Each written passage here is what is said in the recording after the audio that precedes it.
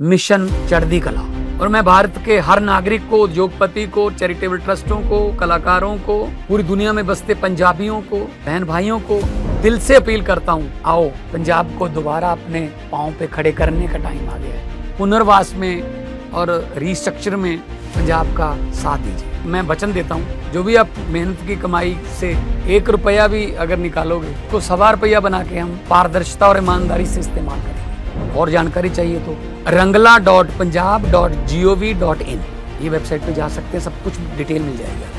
आओ मिलकर हाथ से हाथ जोड़ के एक ऐसा पुण्य उसमें योगदान डालें और बता दें दुनिया को कि पंजाब किसी भी संकट के सामने हारता नहीं। Hey viewers, you're watching the Savera and I'm Vidhi Joshi.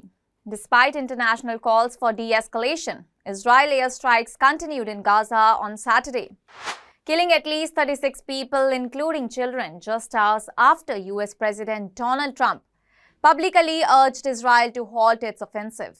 The renewed strikes came in the wake of Hamas expressing partial acceptance of Trump's proposed 20-point peace plan, which aims to end the 2-year-long war between Israel and the Palestinian militant group.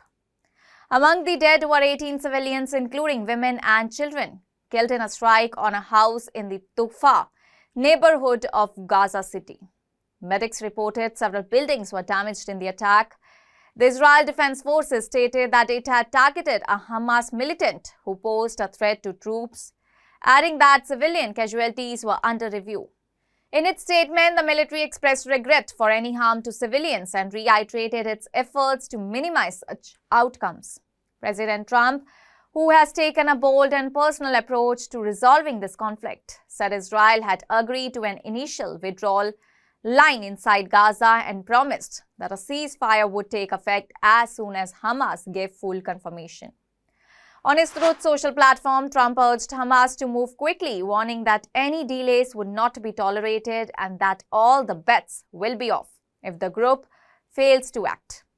Hamas' initial response welcomed parts of Donald Trump's plan, including a ceasefire, Israel withdrawal, and a prisoner hostage exchange. However, it left open questions about whether Hamas would disarm, a key demand from Israel. Donald Trump has dispatched his envoys Steve Witkoff and Jared Kushner to Egypt, where both the Israel and Hamas delegations are expected to meet on Monday, with a vision to finalize details of the agreement. In a televised address, Israel Prime Minister Benjamin Netanyahu confirmed that Israel was ready to implement the first stage of the plan, involving a redeployment of forces while retaining strategic control in Gaza.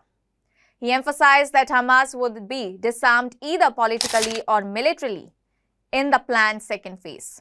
Netanyahu added that he hoped to secure the release of hostages during the Jewish holiday of Sukkot, which began on October 6.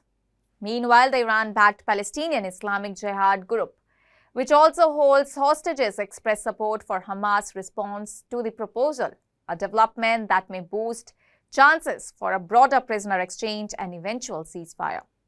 Despite all these diplomatic overtures, continued bombing has raised doubts among Palestinians and international observers.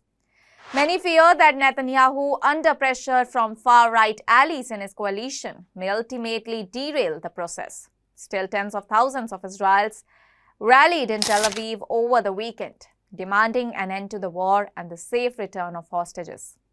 Since the war began with the Hamas-led attack on Israel on October 7, 2023, which killed 1,200 people and resulted in 251 hostages. Over 67,000 people in Gaza, mostly civilians, have died in the Israel response, according to the local health officials.